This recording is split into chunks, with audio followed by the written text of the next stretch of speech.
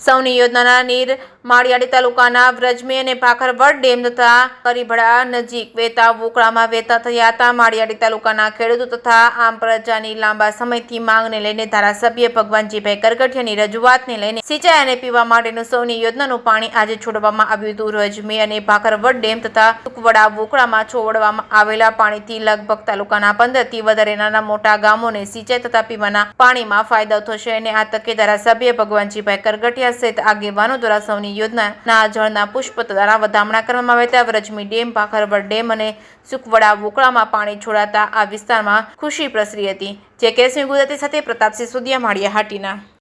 આજરોજ મારા વિસ્તારના માળિયા તાલુકાના ભાખરવડ ડેમમાં ગુજરાત સરકારની સૌની યોજનાનું આજે માતરવણે ગામે પાણી છોડવામાં આવ્યું।